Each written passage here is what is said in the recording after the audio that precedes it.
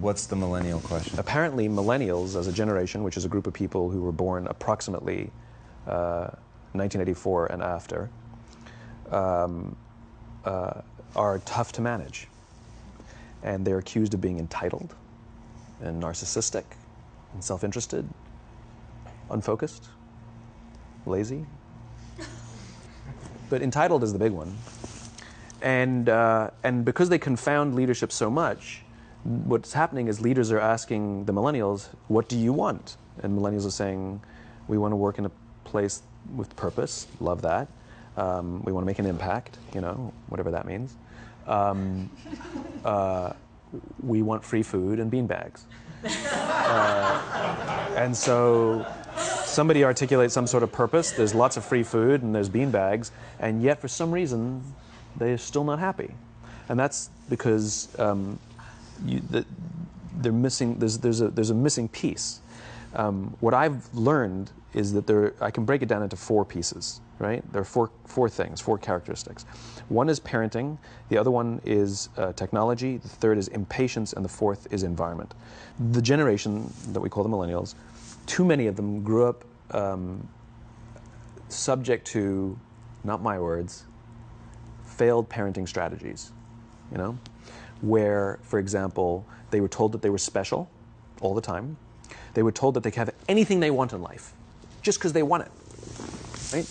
They were told, some of them got into honors classes, not because they deserved it, but because their parents complained. And some of them got A's, not because they earned them, but because the teachers didn't want to deal with the parents. Some kids got participation medals. You got a medal for coming in last, right? Which the science we know is pretty clear, which is it devalues the medal and the reward for those who actually work hard, and it actually makes the person who comes in last feel embarrassed because they know they didn't deserve it, so it actually makes them feel worse, right? So you take this group of people, and they graduate school, and they get a job, and they're thrust into the real world, and in an instant, they find out they're not special, their moms can't get them a promotion, that you get nothing for coming in last, and by the way, you can't just have it because you want it, right? And in an instant, their entire self-image is shattered. And so you have an entire generation that's growing up with lower self-esteem than previous generations. The other problem, to compound it, is we're growing up in a Facebook, Instagram world. In other words, we're good at putting filters on things. We're good at showing people that life is amazing even though I'm depressed, right? And so everybody sounds tough, and everybody sounds like they got it all figured out. And the reality is there's very little toughness, and most people don't have it figured out. And so when the more senior people say, well, what should we do? They sound like, this is what you got to do. And they have no clue, right? So you have an entire generation growing up with lower self-esteem than previous generations, right? Through no fault of their own. Through no fault of their own, right? They were dealt a bad hand, right? Now let's add in technology. We know that engagement with social media and our cell phones releases a chemical called dopamine. That's why when you get a text, it feels good, right? So, you know, we've all had it where you're feeling a little bit down or feeling a bit lonely, and so you send out 10 texts to 10 friends, you know, hi, hi, hi, hi, hi, because it feels good when you get a response, right? Right? It's why we count the likes. It's why we go back 10 times to see if my Instagram is growing slower. Did I do something wrong? Do they not like me anymore? Right? The trauma for young kids to be unfriended, right? Because we know when you get a hit of dopamine, which feels good. It's why we like it. It's why we keep going back to it. Dopamine is the exact same chemical that makes us feel good when we smoke, when we drink, and when we gamble. In other words, it's highly, highly addictive. Right? We have age restrictions on smoking, gambling, and alcohol, and we have no age restrictions on social media and cell phones, which is the equivalent of opening up the liquor cabinet and saying to our teenagers, hey, by the way, this adolescence thing, if it gets you down. But that's basically what's happening. That's basically what's happening, right? That's basically what happened. You have an entire generation that has access to an addictive, numbing chemical called dopamine through social media and cell phones as they're going through the high stress of adolescence. Why is this important? Almost every alcoholic discovered alcohol when they were teenagers. When we're very, very young, the only approval we need is the approval of our parents. And as we go through adolescence, we make this transition where we now need the approval of our peers. Very frustrating for our parents, very important for us. It allows us to acculturate outside of our immediate families into the broader tribe, right? It's a highly, highly stressful and anxious period of our lives, and we're supposed to learn to rely on our friends. Some people, quite by accident, discover alcohol and numbing effects of dopamine to help them cope with the stresses and anxieties of adolescence. Unfortunately, that becomes hardwired in their brains, and for the rest of their lives, when they suffer significant stress, they will not turn to a person, they will turn to the bottle. Social stress, financial stress, career stress, that's pretty much the primary reasons why an alcoholic drinks, right? What's happening is, because we're allowing unfettered access to these dopamine-producing devices and media, basically it's becoming hardwired, and what we're seeing is, as they grow older, too many kids don't know how to form deep, meaningful relationships. Their words, not mine. They will admit that many of their friendships are superficial. They will admit that their friends, that they don't count on their friends, they don't rely on their friends, they have fun with their friends, but they also know that their friends will cancel on them if something better comes along. Deep, meaningful relationships are not there because they never practice the skill set, and worse, they don't have the coping mechanisms to deal with stress. So when significant stress starts to show up in their lives, they're not turning to a person, they're turning to a device, they're turning to social media, they're turning to these things which offer temporary relief. We know, the science is clear, we know that people who spend more time on Facebook suffer higher rates of depression than people who spend less time on Facebook, right? These things balanced. Alcohol is not bad, too much alcohol is bad. Gambling is fun, too much gambling is dangerous, right? There's nothing wrong with social media and cell phones. It's the imbalance, right? If you're sitting at dinner with your friends and you're texting somebody who's not there, that's a problem. That's an addiction. If you're sitting in a meeting with people you're supposed to be listening to and speaking, and you put your phone on the table, face up or face down, I don't care, that sends a subconscious message to the room that you're just not that important to me right now, right? That's what happens. And the fact that you cannot put it away is because you are addicted.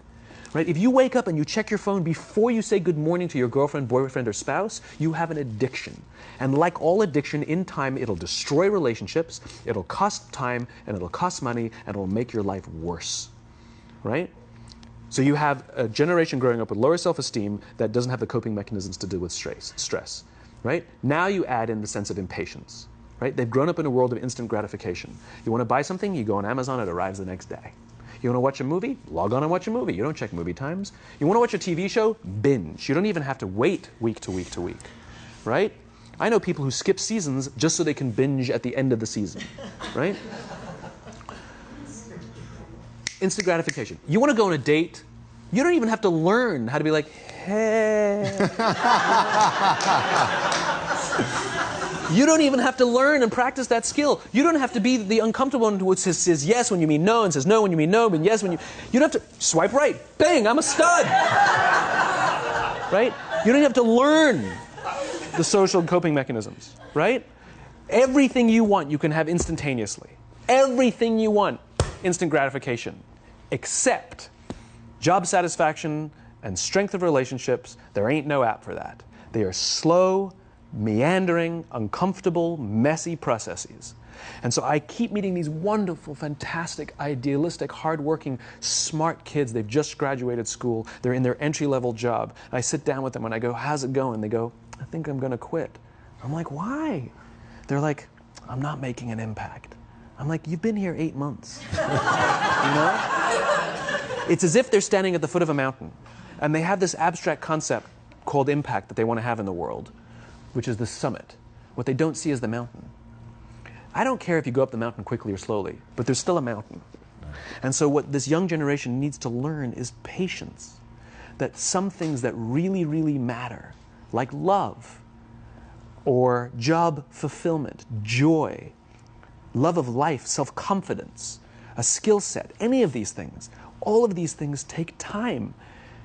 Sometimes you can expedite pieces of it, but the overall journey is arduous and long and difficult. And if you don't ask for help and learn that skill set, you will fall off the mountain, or you will, the worst case scenario, and we're already seeing it, the worst case scenario is we're seeing an increase in suicide rates, we're seeing an increase in this generation, we're seeing an increase in accidental deaths due to drug overdoses, we're seeing more and more kids drop out of school or take leaves of absence due to depression, unheard of. This is really bad. The best case scenario, those are all bad cases, right? The best case scenario is you'll have an entire population growing up and going through life and just never really finding joy. They'll never really find deep fulfillment in work or in life. They'll just waft through life and it'll be just, it's fine. How's your job? It's fine. It's the same as yesterday. How's your relationship? It's fine. Like that's the best case scenario. Which leads me to the fourth point, which is environment. Which is we're taking this amazing group of young, fantastic kids who were just dealt a bad hand. It's no fault of their own. And we put them in corporate environments that care more about the numbers than they do about the kids. They care more about the short-term gains than the long-term life of this young human being. We care more about the year than the lifetime, right? And so we are putting them in corporate environments that aren't helping them build their confidence, that aren't helping them learn the skills of cooperation, that aren't helping them overcome the challenges of a digital world and finding more balance, that isn't helping them overcome the need to have instant gratification and teach them the joys and impact and the fulfillment you get from working hard on something for a long time that cannot be done in a month or even in a year. And so we're thrusting to them in corporate environments, and the worst part about it is they think it's them. They blame themselves. They think it's them who can't deal. And so it makes it all worse. It's not. I'm here to tell them it's not them. It's the corporations. It's the corporate environments. It's the total lack of good leadership in our world today that is making them feel the way they do. They were dealt a bad hand, and I hate to say it, but it's the company's responsibility. Sucks to be you. Like, we have no choice, right? This is what we got, and I wish that society and their parents did a better job. They didn't. So we're getting them in our companies, and we now have to pick up the slack. We have to work extra hard to figure out the ways that we build their confidence. We have to work extra hard to find ways to teach them the social skills that they're missing out on. There should be no cell phones in conference rooms. None. Zero. And I don't mean the kind of like sitting outside waiting to text. I mean like when you're sitting and waiting for a meeting to start, this is what we all do. We all sit here and wait for the meeting to start. Meeting starting? Okay. And we start the meeting. No, that's not how relationships are formed. Remember we talked about it's the little things? Relationships are formed this way. We're waiting for a meeting to start and we go, how's your dad? I heard he was in the hospital. Oh, he's really good. Thanks for asking. He's actually at home now. Oh, I'm really glad. That was really amazing. I know, it was really scary for a while. That's how you form relationships. Hey, did you ever get that report done? Oh my God, no, I didn't. I'll help you out. Can I help you out with that? Really? That's how trust forms. Trust doesn't form at an event in a day. Even bad times don't form trust immediately. It's the slow, steady consistency. And we have to create mechanisms where we allow for those little innocuous interactions to happen. But when we allow cell phones in conference rooms, we just, okay, have the meeting. And then my favorite is like when there's a cell phone there and you go like this, you go. It rings and you go. I'm not going to answer that. Like, Mr. Magnanimous, you know? When you're out for dinner with your friends, like, I do this with my friends. When we're going out for dinner and we're leaving together, we'll leave our cell phones at home. Who are we calling? Maybe one of us will bring a phone in case we need to call an Uber or take a picture of our meal. That goes without saying, come on. I'm an idealist, but I'm not insane. You know? Not a heathen. I mean, it looked really good. We'll take one phone. And so it's like an alcoholic. The reason you take the alcohol out of the house is because we cannot trust our willpower. We're just not strong enough. But when you remove the temptation, it actually makes it a lot easier. And so when you just say, don't check your phone, people literally will go like this. And somebody will go to the bathroom, and what's the first thing we do? Grab the phone. Because I wouldn't want to look around the restaurant for a minute and a half, you know? But if you don't have the phone, you just kind of enjoy the world. And that's where ideas happen. The constant engagement is not where you have innovation and ideas. Ideas happen when our minds wander and we go, and you see something, I bet they could do that. That's called innovation, right? But we're taking away all those little moments, right? You should not, and none of us should charge our phones by our beds. We should be charging our phones in the living rooms, right? Remove the temptation. You wake up in the middle of the night because you can't sleep, you won't check your phone, which makes it worse. But if it's in the living room, it's relaxed, it's fine. But it's my alarm clock. buy an alarm clock. They cost $8, right? I'll buy you an alarm clock, right? But the point is we now, in industry, whether we like it or not, we don't get a choice. We now have a responsibility to make up the shortfall and to help this amazing, idealistic, fantastic generation build their confidence, learn patience, learn the social skills, find a better balance between life and technology.